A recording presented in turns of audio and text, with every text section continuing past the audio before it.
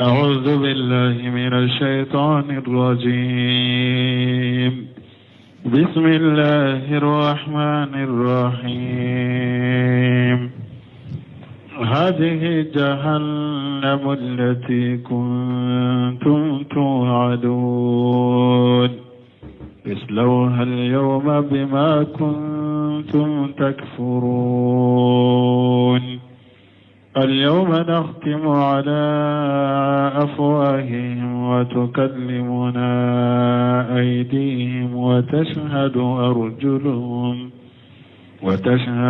أرجلهم بما كانوا يكسبون. ولو نشاء لطمسنا على أعينهم فاستبقوا الصراط فأنى يبصرون.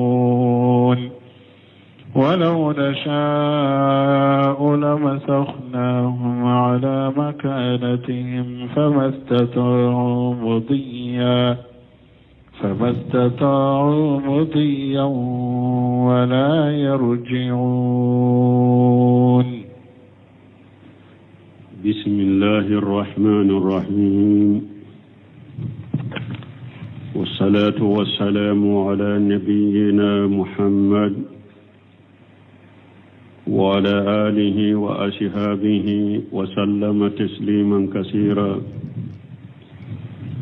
سبحانك لا علم لنا إلا ما علمتنا إنك أنت العليم الحكيم. أستغفر الله الذي لا إله إلا هو الحي القيوم وأتوب إليه. اللهم انفعنا بما علمتنا وعلمنا ما ينفعنا وزدنا علما. biye karisu ye hijriya bakele ani kemenani ani binani ani wolonfula shahru rabiul awwal minye hijra sankalo sabana bisu nye mugani fulanay miladi nasaro ka jate bafula ni mugani duru sankalo korontonna bisu nye otani nani nay ambe dawra ko masjid rajja wambo kono. a'udhu billahi minash shaitanir rajim. hadhihi jahannamu allati kuntum tu'adun ila akhir al-ayat. alako hadhihi jahannam yawm al-qiyamah do alaba fo kafiru ye qiyamah keneka wakati minna be jahannaba bo keneka kafiru baye ala bafu ye hajihi jahannam ninde jahannaba ye allati kuntum tuadun kato jiya kono tunyella jahannaba millahiru tawiye koni mi sara kafiriya kaibe do jahannaba kono o jahannaba de fulani islawha al-yawma bima kuntum takfurun. ayedo jahannaba kono bi naka kafiriya sababu atumbe kafiriya min ke jiya kono sababu la ayedo jahannaba kono. al-yawma bi ninye qiyama do ya ala ba fo kafiru ye bi naqtim ala afwahihim ne ala be kafiru da noro. Abdurrahman Shadi ko aka tafsiri kono alabu bobo uteseka kuma uye kafirali minke uye chide ungalon tigali minke uteseka nankariya fana uda ube noro ube bobo watukallimuna aydihim ukabbolo debe ne ala kuma nyogonya ukabbolo ulu debe ne ala kuma nyogonya وتشهد أرجلهم بما كانوا يكسبون وشيون فانا بشيرو يا أوكا نوكا جنوبو كيتاوي وتم ببارا منونك وشيون بشير يا كوكا نوكا بارا كيتاوي. ولو نشاء لتمسنا على أعينهم natun diarane alaye mbun nyaw fana tuse mbuke finyetoy qiyama keneka fasdabagu shirata ube ñogonda kata siratuma fa anna yubsiruna ube siratu ye cogodi ko ube temaka ni bunkasiri ka tawsiru bena tawsir kalo ye munun fula mi abdurrahman sadi ye mun fo ni na min fo ni na ka tawsir kono akoyo malakama do ni mogo jora qiyama keneka sira shite mogo bolo kata arjanna ma ni siratu te siratu debe mogo ni arjanna ce ni siratu birara mogo ni arjanna ce kisi bagaw mu'minu ulu doron de be teme siratu la mogo ye kafiri ye ete teme siratu la ebe bila jahannaba de kono ako ni laɲini munye ni ala ye siratu bila jahannaba ka siratu de ye sira kerempew ye i be teme ni min ye ka taa arjanna ni ala ye siratu bila jahannaba ka muminu be teme siratu ka n'u ka noorow ye kafiru noore t'u la ala b'u u fiɲɛ yɛrɛ de u tɛ siratu ye ala b'u fiɲɛ n'a y'u ɲɛw fiɲɛ olu be ɲɔgɔn da k'u bɛ taa siratu ma ka yɛlɛ ka u t'a ye ala b'u ɲɛw fiɲɛ u tɛ siratu ye janko ka yɛlɛ ka tigɛ ka se arjanna ma maana kisi sogo si tɛ kafiri la qiyama kɛnɛ kan ko a bɛ kisi ka taa arjanna a bɛ taa jahannaba de parce que sira min kelen min bɛ taa arjanna siratu a t'o ye ala b'a ɲɛ fiɲɛ nin ye nin yɔrɔ ye o kɔfɛ ala ko walaw nasaw n'a tun diyara ni ala ye lamasaknahum ala makanatihim n b'u ka lamaga yɛrɛ de jɔ ko fila de don fɔlɔ n'a tun diyara n b'u ɲɛ fiɲɛ u bɛ ɲɔgɔn da ka taa siratu ma u tɛ siratu ye u bɛ fɔ k'u bɛ yɛlɛ kan lamaga ma tigɛ dɛ u bɛ se ka taama dɛ mɛ ɲɛw fiɲɛnen don u tɛ siratu ye nin ɲɛ fɔlɔ ye u bɛ filanan n'a tun diyara ni ala ye n b'u jɔ u nɔ la u tɛ se ka taa ɲɛfɛ u tɛ se ka segin kɔfɛ o yɔrɔnin kelen dɔrɔn b'u minɛ k'u bila jahannaba kɔnɔ k'u ka lamaga yɛrɛ jɔ n'a tun diyara ni ala tun b'o kɛ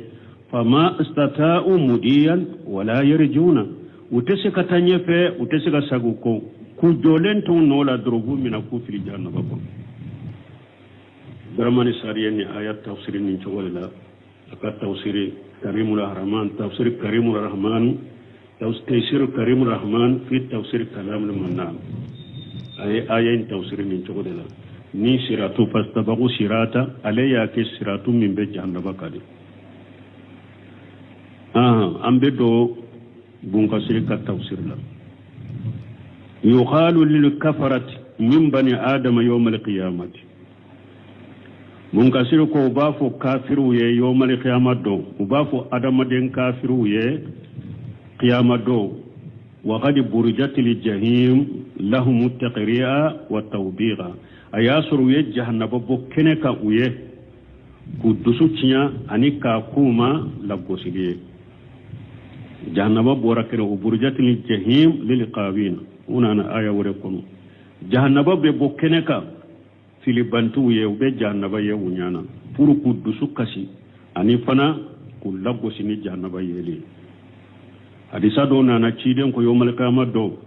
jahannaba malikiya 70,000 ninjuru 70,000 de bɛ jahannaba la a ninjuru kelen kelen bɛ a bɛ malikiya 70,000 bolo u bɛ jahannaba sama kana qiyama kɛnɛ kan kafiru b'a ye ni jahannaba girina anun juru 70,000 kelen kelen bɛ malikiya 70,000 bolo malikiya 70,000 ye nin juru kelen kelen bɛ a bɛɛ bɛ ɲɔngiri a kunbɛlɛ kan n'a y'a yɛrɛ sama u bolo wala o jahannaba o bɛna kɛnɛ kan kafiruw ye hajihi jahannam allati kuntum tu'adun ay hajihi allati hajjartukum rusulu fakajjabtumuhum ala b'a fɔ kafiru ye awa nin de ye jahannaba ye jahannaba min ni ne ala ka cidenw y'aw bagabaga ma k'u a kankari da aw ye nayu galontireya wode fuleni o jahannama do fuleni aslawha al-yawma bima kuntum takfurun kama qala ta'ala ni ala ko yeddo jahannaba kono naka kafiriya sababu ye wo be ko min ni ala ko ya wore kono yawma yudawuna ila an-nari jahannama da ala ko yawmal qiyamah ni ala bu nyoni kata jahannaba ma nyoni ni min ka gbo ko sobe hajihi an-naru ala ba fuma ninde tasumay allati kuntum biha tukajibun tasuma min natumba galontiga ya jiya kono ode fuleni afa sihiru haja amu antum la tubsirun yala ni nyedda balide ube autum au nyata la dewa uba tumma ya nya de talawa ni nyedda balide atumba ko ewa jiya kono ko ewa chide mbake ka min fo au ye jannaba kora ko qur'ana yedda balide ni nyedda balide uba nyata la de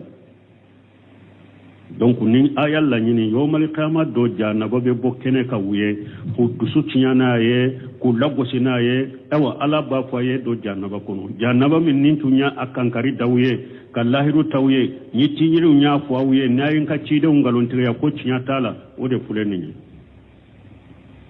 ay do kono wa qawlu ta'ala ni alako al yawma naqtim ala afwahihim وتكلمنا أيديهم وتشهد أرجلهم بما كانوا يكسبون هذا حال الكفار والمنافقين يوم القيامة نيني كافروا كالله لدي أن منافقون قيامة كنكا حين ينكرون ما أجترموه في الدنيا ويبارجهم منونك جيكونا نويو كبارجهم ننكريا نكافروا جورا قيامة كنكا ويبارجهم بارجهم كجيكونا وبين ننكريا بلا ni munafiqu jora khiyama keneka yebara jugu munun ke jiya kono won nankariya de nin nankariya li kerasa u yere yu ka bara jugu nankariya ala bu da noro bolo be kuma sewunde kuma wa yahlifuna ma faluhu ubu ka bara jugu nankariya khiyama keneka u be kali fulu moke kafiru be kali u yebara jugu mun ke jiya kono kuma ke wa nankariya u be kalaka munafiqu yebara jugu min ke jiya kono ube nankariyala ube kalaka kulu make no kera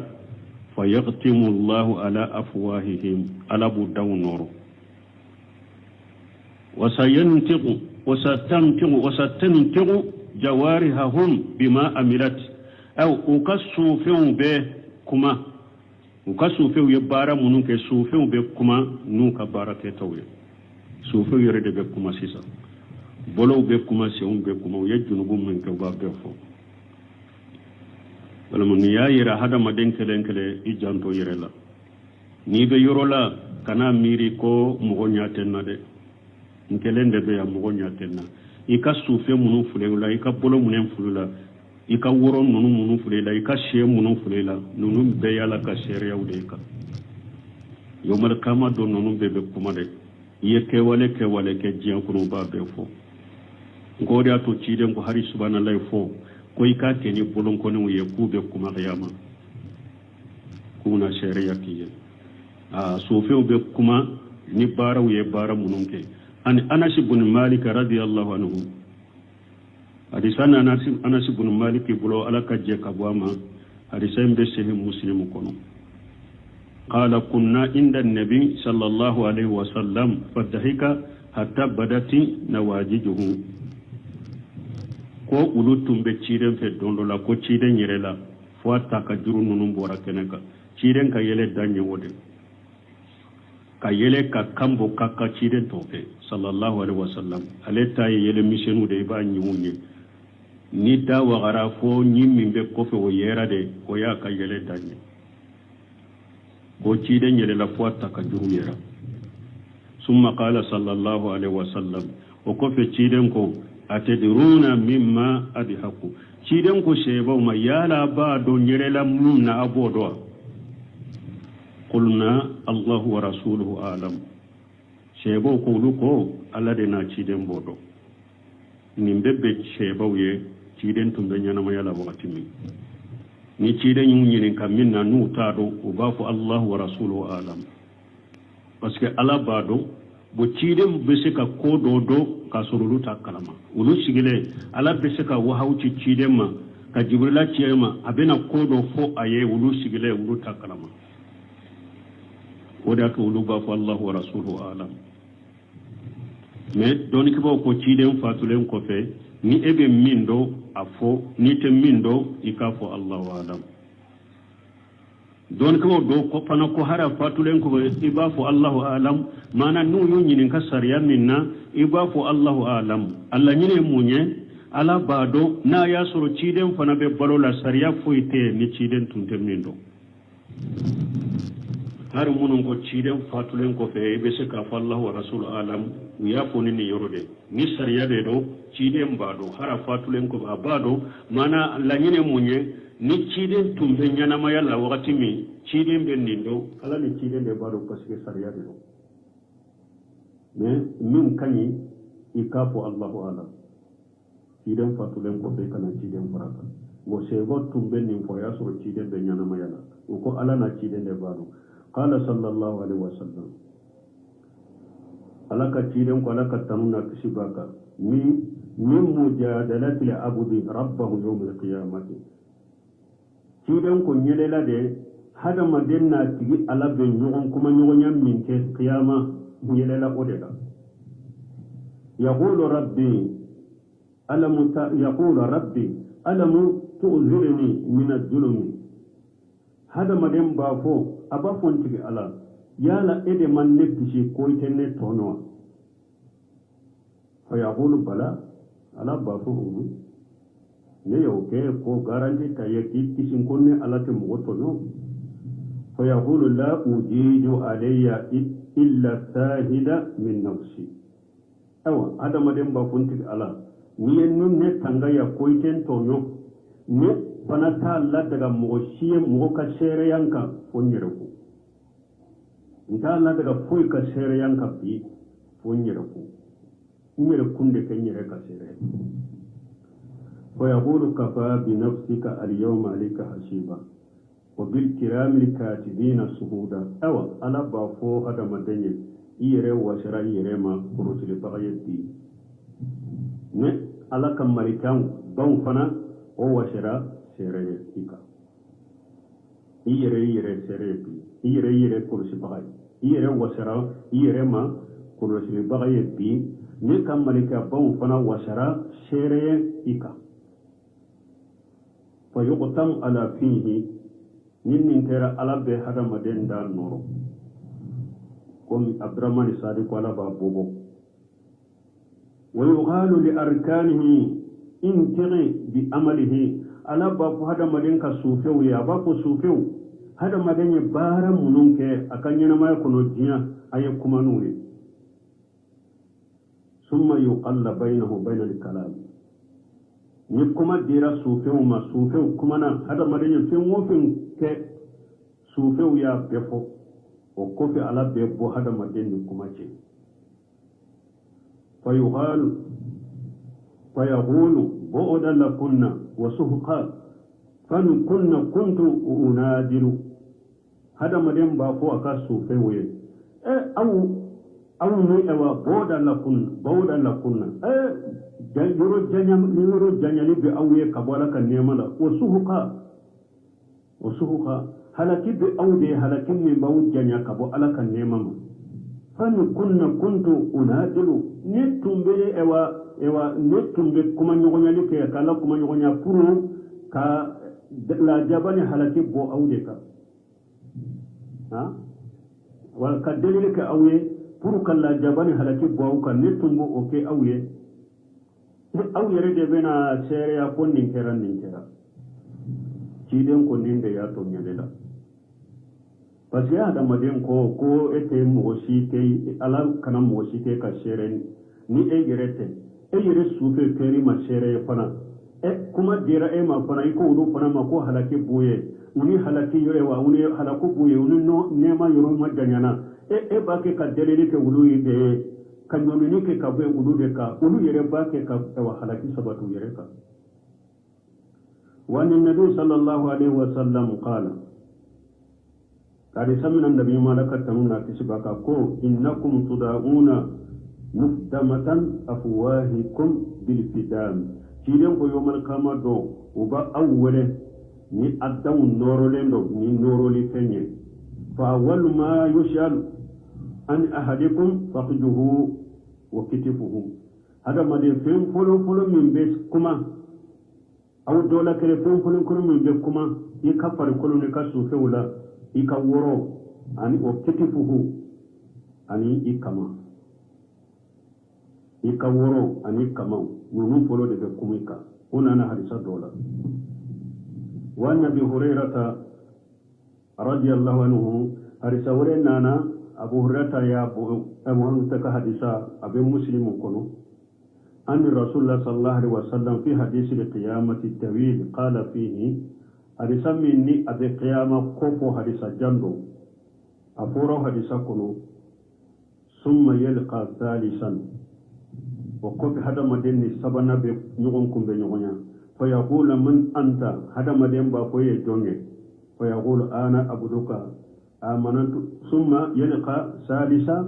وقف هذا مدين على بنيوم بنيوميا سيا سبنا فيقول ما أنت على بقى هذا مدين جوني فيقول أنا أبدوك آمنت بك وبنبيك وبكتابك أبا فنيك جوني لي منانيه li manani kan nabi mai li manani ka kitabu wa sumutu wa sallaitu wa tasaddaqtu sunna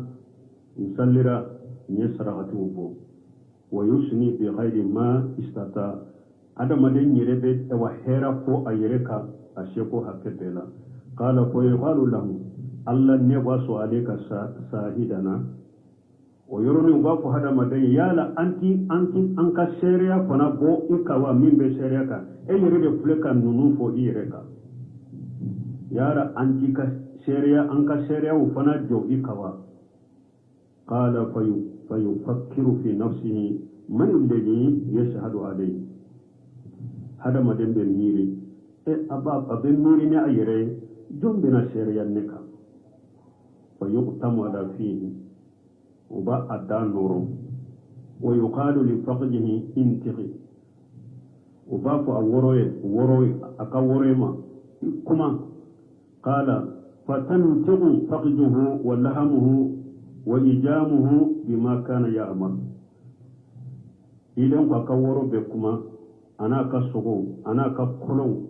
وبكما نفني هذا مدني بارا منونك وبكما نوي وذلك المنافق أو تيدن كن نمو سوغ من فلان نيا منافق نمو صبر من على أن يمين يغنكم بينهم نيا منافق وذلك ليؤذر من نفسه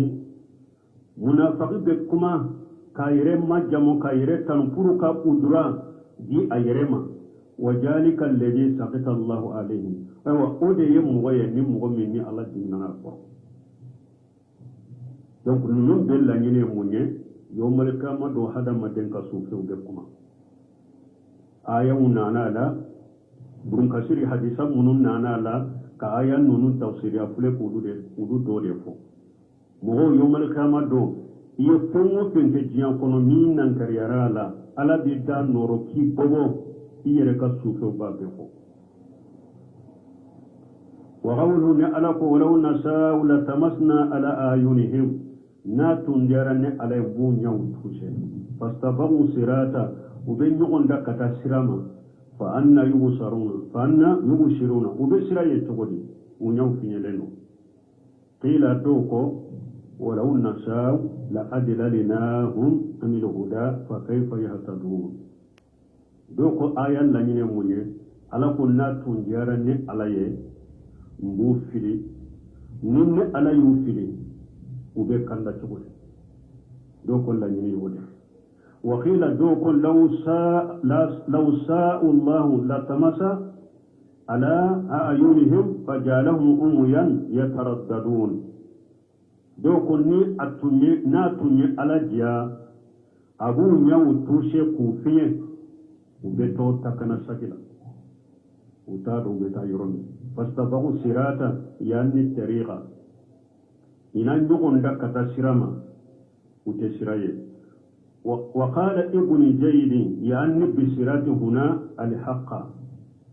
ibunjeydi ko siratu ya ni sira min fule a koro de tiɲa n'a tun diyara ni ala n b'u ɲɛw fiɲɛ o b'a fɔ k'u bɛ ɲɔgɔn da ka taa tiɲa ma u bɛ tiɲa ye cogo di k'a sɔrɔ u ɲɛw fiɲɛna u tɛ tiɲa ye fa anna yubsiruna wa qad tamasna ala ayunihim u bɛ awa tiɲa in ye cogo di ni ala y'u ɲɛw tuse ka ban u ɲɛ tɛ fɛn na u bɛ tiɲa ye cogo di k'a sɔrɔ u ɲɛw fiɲɛna ibunjeydi y'a tawsiri nin cogo la wa qawluhu azza wa jalla ni ala ko masa min ka bakoro talenu ولو نشاء لمسقناهم على مكانتهم قال السدي يعني لقيرنا خلقهم سدي يكون آية توسير لا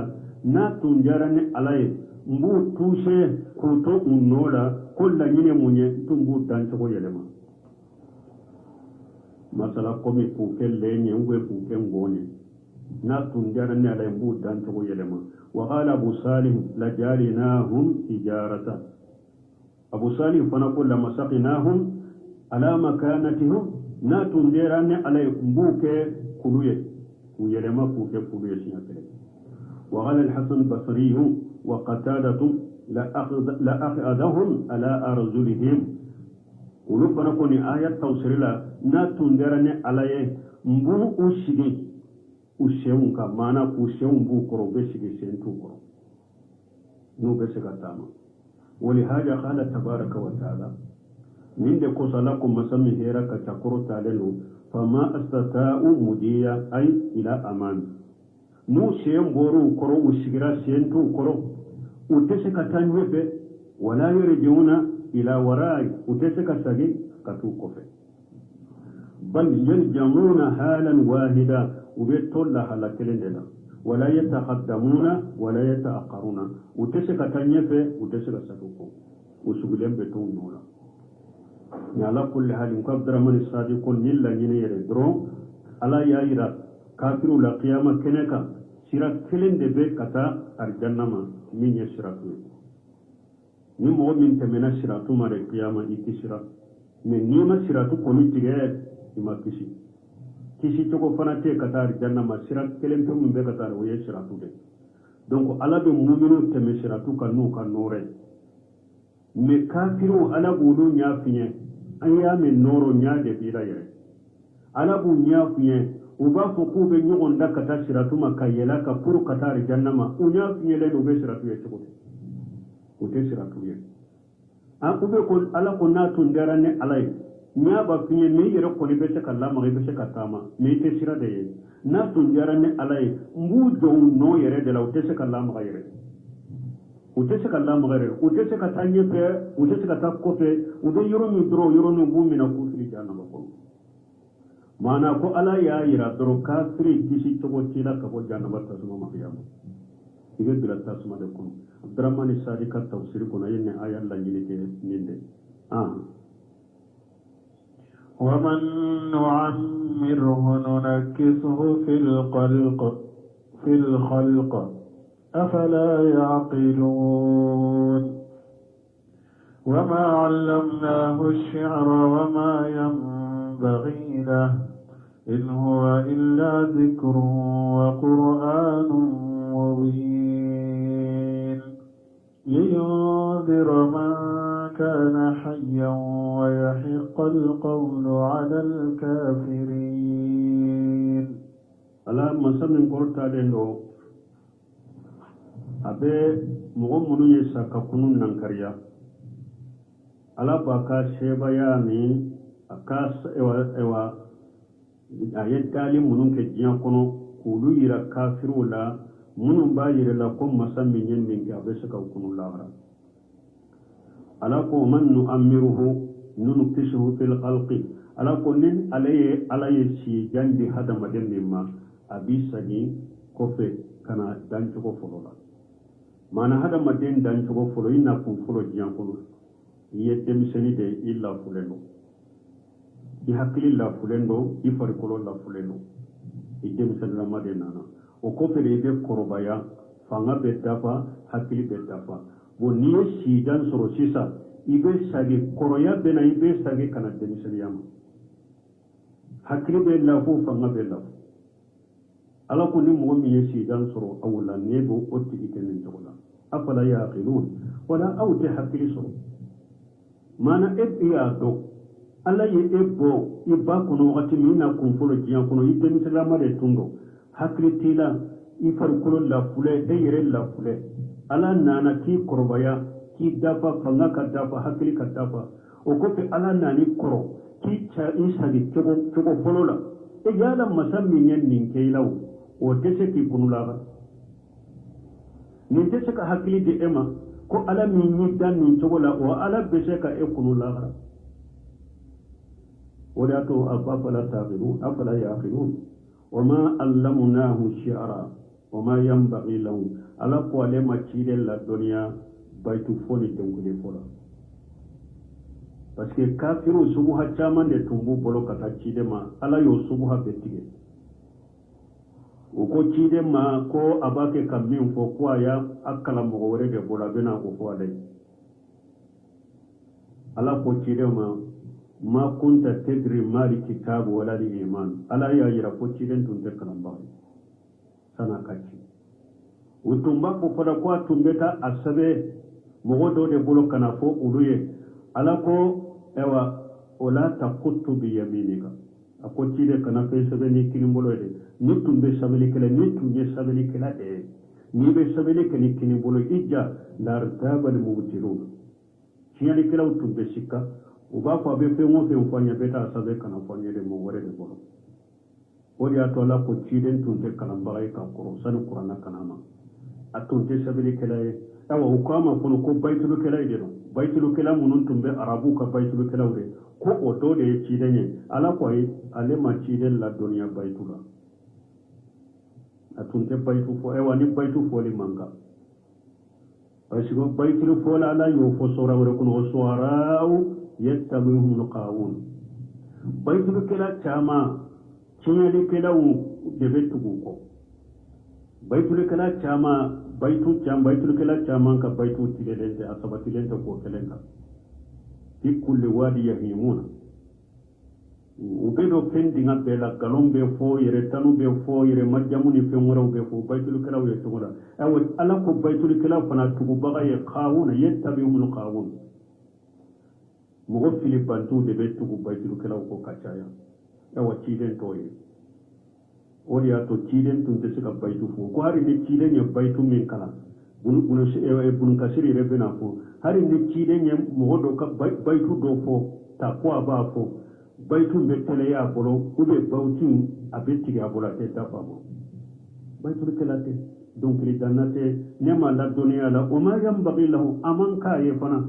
baitu manka ye ana manka parce que baitu kelate amanti gelende wada to ala yere baytul kala laboshi suratu suara ikono ko baytul kala mununya mu'minu kono comme hasana bin sabitu ani abdullah ibn rawaha tanunu ala yere yesti senau ke no o baytul kala mu'minu mute ala ko baytul kala chama tili bantu de boko ko tilelente ciden to ya no manka inu huwa aw min be ciden bolo o te min be ciden bolo min make foye illa dhikrun fo kosuma hakili jigi fe woni be ciden bolo wa qur'anun mubin ani qur'ana min be bangalike abdurrahman sadi ko qur'ana min be cinya bange jumlatan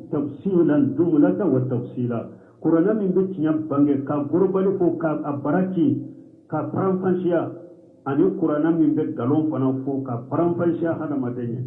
ni bado ni nyangalo ibado ni nyinya ako qur'ana ka bare ni de no o qur'ana de kera saw ko e ka sungalo mumenke ube eki ka tawsiri beke ko e kana do mo ka gasila e kana tabulo bosi e kana tasira bosi ka suru qur'ana nana de ka cinya de bange ka perpere latige ka gorobali fo ka sagi ka faranfansiya ka galon gorobali fo ka sagi ka galon faranfansiya min be cinya de nyini na cinya do nindero min be galon de ka ina do ni nyangalo qur'ana nana o de kama ne ni e ko de ka mo tanu ko ale be qur'ana tafsiri ka ba ko ate do mo gasila qur'ana ko na majigi kuluka amajigi irika ajigna hada madawde ka ni mogo yo tawsira amado hada maden gasila amado pratique gasila o yo qur'ana tawsira o ma qur'ana tawsira o be aka fenyini na doro place nyini ni to nyini ni awambe pensoro ka don ka jifa kono chogo min be palo abo nyini na me qur'ana tawsira baka konite alako ولو أنزلنا هذا القرآن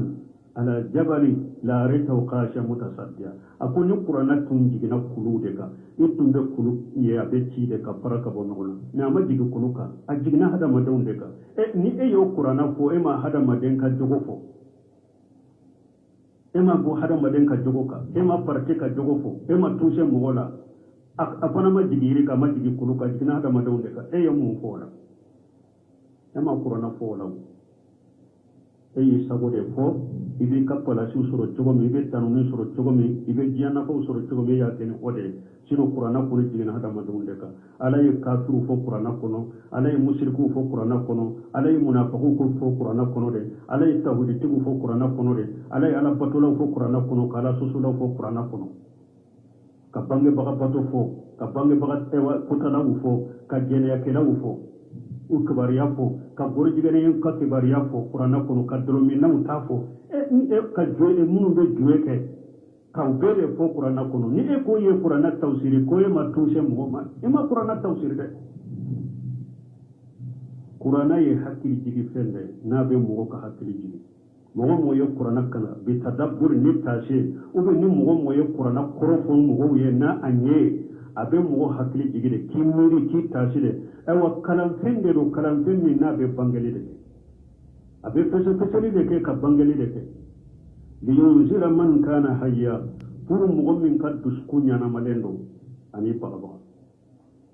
mugo min kad duskunya na malendo Qur'ana bobe ore pagaba mi mugo duskun fagalendo Qur'ana te fenya umare min kad duskunya na malendo pour ko pagaba o yahiqa alqawlu ala alkafirin awa alaka janga kataka kuma ona wajibiya ona ke haqiqani cinyai kafiruka mana ana huja jo kafiruka Qur'ana la ngini yede munun duskunya na malendo uluna baga nae ana huja jo kafiru fanaka kiyama kuma tubo la be furuye nando na bun kasir ka tawsir la ko yuqdiru ta'ala an ibn adama ala ban kibariya masamin ko ta'ala no kabo adama demma annahu kullama tala umruhu urudda ila da'fi ba'da al-quwwati ala ko ala min ko ta'ala no ko wakati nale hada maden shi janya ko ika fanga soroli kofe ibe sagi kanan lafuma wal ajji fanga in kofe ibe sagi kanan lafuma ani dese wal ajji ani be dese badan nasati farfoni kofe kama qala tabaraka wa taala wa min alaqo alami hera kachana kortaleno Allahu alladhi khalaqakum min da'f aya wore kono ala ko ala de masay na ya awda la fula ibe wolo dommi summa jala min ba'di da'fi quwwatan o ko filla kuin ko fe ayeke kafanga do ila summa jala min ba'di quwwatin da'fan wa shaybata o ko fe fangain fana ko fe asagira ki ke mogol la fulenye ki ka fangal la futuni ki ke mogoy ka sijen ko ila ki ke chokorba يخلق ما يشاء على بفند من يجيا وهو العليم القدير على دي دون مساي على دي شيء مساي donc wala hada maden da ni yele madela ba yere tebe kono folo densen yere kono folo ala hada maden be yele ma chama de ke mani ji ka bola tile binani kana joli kurula tile binani kana sogo bula tile binani o ko fe sawra o beke hada madenna non be bola bolo be bola ala bu sawra iba konola konote fara puru ka denye lampateta ka to sanka ba wolon fulala la resuka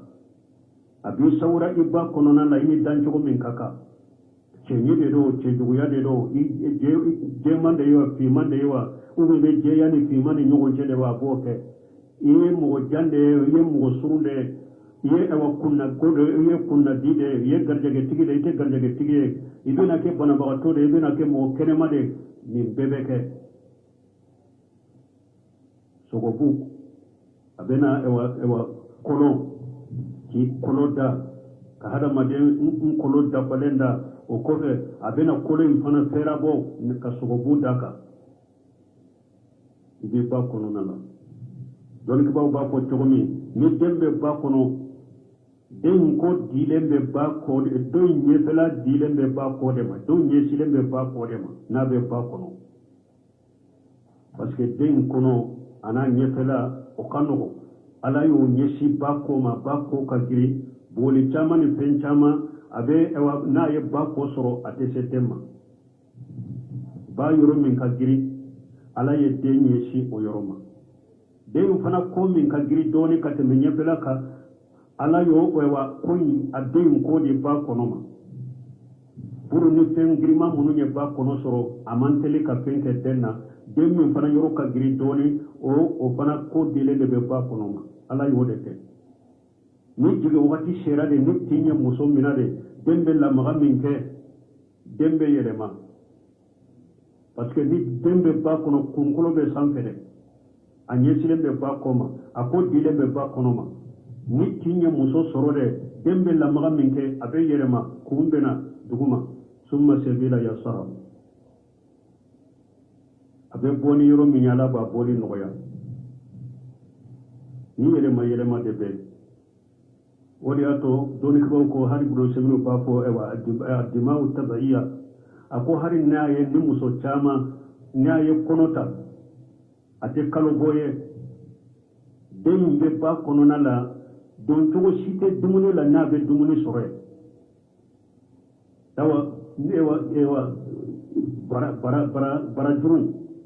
bara juru na yayi muso na akonoma do ni joli be jo ewa bara juru inde be joli sama dembe balono de ba kono kalubo min be jode dem bara juru bole sama dembe balono ko de ba kono wani ato ko kacaya fana ni muso jigina muso caman be n'u be sindi demma wakati min u tɛ kalo boye ube dembe kalo ewa kalo caman ke fɔlɔ k'a sɔrɔ muso ma kalo boye ko ewa kalo boy de be yɛlɛma k'a kɛ nɔnɔ fana sin kɔnɔ dembe balo la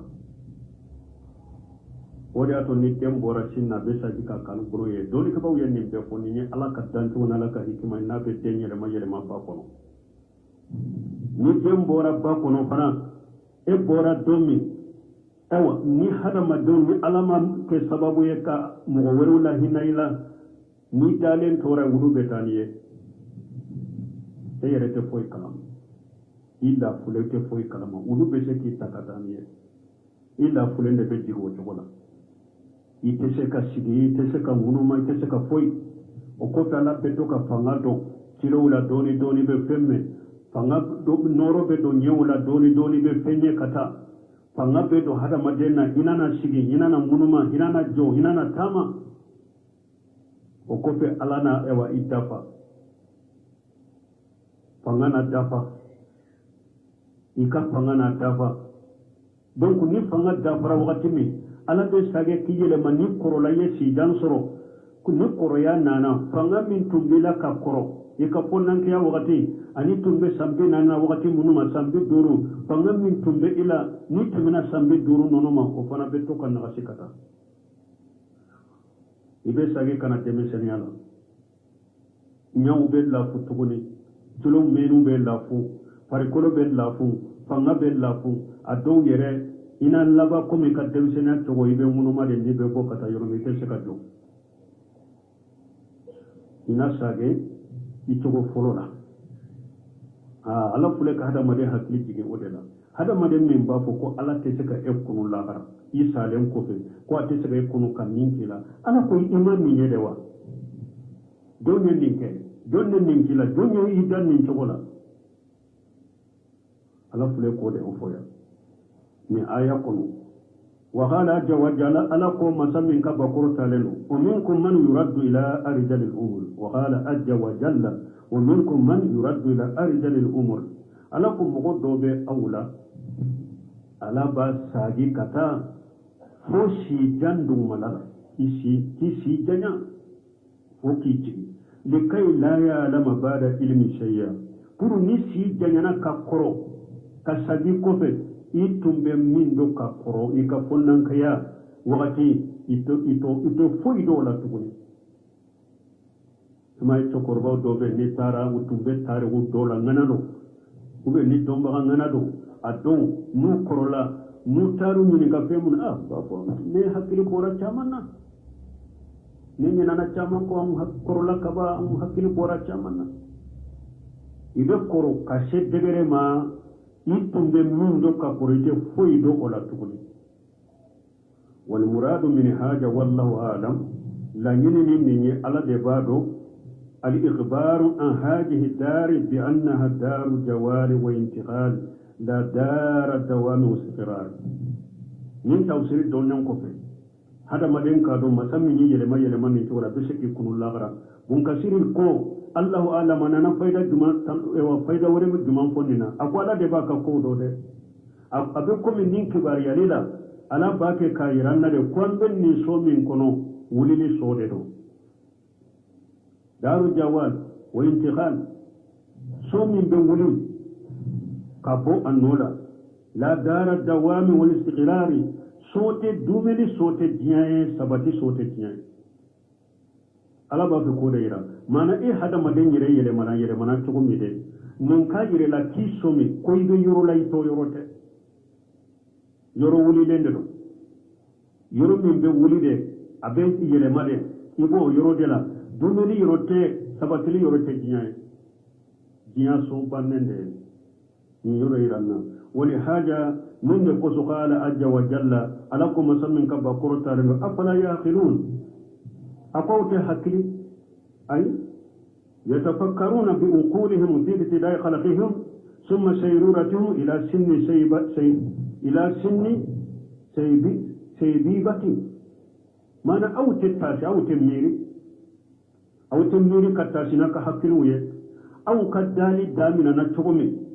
أني أول لبنا كتا إوا تقربايا شيما تشغمي أني سيجيا شيما تشغمي يو أو تميرنا كحكيلوية كميريننا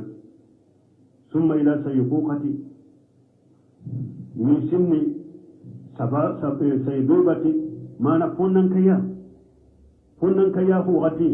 أو تميري ألا يود دالي دامنا تشغمي كان فنن كيا لا وكوفي فنن كيا كوفي كان تقربايا لا يالا أو تتاسي كميرنا كحكول نيني وليعلموا أنهم خلقوا للدار أخرى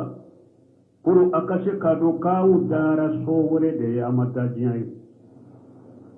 الدار صورة دي لا جوال لها ولا انتقال منها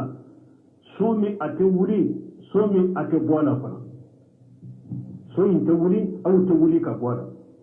ولا مهيد عنها أو سومي فنا أو مغشيت سكا سوي نجي وهي الدار الآخرة وهي الآخرة الصورة مغشيت نقوي تلاغرة أي كفر يرود بالآخرة لا أي فر يرود الآخرة لا ده بتاعي بل ما هذا ما دو على يوم واجوسا على هذا ما دو واجوده من لا هلني يلما من كل كي يرسل جنكونو نيري من نيجي كحكليه tasini ni ka hakiliye o yele mana chogomi ikado ite sokono somi ni beto apo so wulu lendelo ebe wuli ka bwala de ikado idara so de ye somi de wuli ate wuli ete wuli ka bwala sabati so de do minye la garaye fara yoro tala bana bebe nyugo soye wala sani ka se wo somi labede وقولنا وما علمناه شعرا وما ينبغي له يقول عز وجل مخبرا عن نبيه محمد صلى الله عليه وسلم ألا يكون مسمين كبا قرطة لنا بانك بريا كبوا كان نبي محمد ولا كترون أكسبك أنه ما علمه شعرا كو علم تشير الله الدنيا دونكلنا وما ينبغي له أن دونكل من كفنا أي ما هو في تبعه فلا يهشره ولا يحبه ولا تقتديه جبلته أكو تشيدن دونكلي مانكا ما هو في تبعه تشيدن كدان تقول دونكلي تشيدن كلا علي fala yuhsinu atishaka donkili fo ka fo kanye fana wala yuhibbu ata afi fana wala taqtadihu jibillatu kiden dan tugoni donkili reteta ولهذا ورد أنه صلى الله عليه وسلم بنكسر كن نند كوسانانا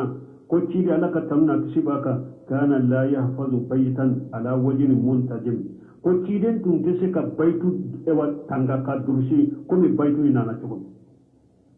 أتنتي بيتو درسي كوما نانا تكون بل إن أنصده جهفه ميتشيدي بيتو ينكوني فدرابا تليا بيتو بتليا بولو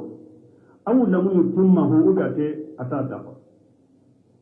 أتا دفع أبتلي أبولو أبعته دفع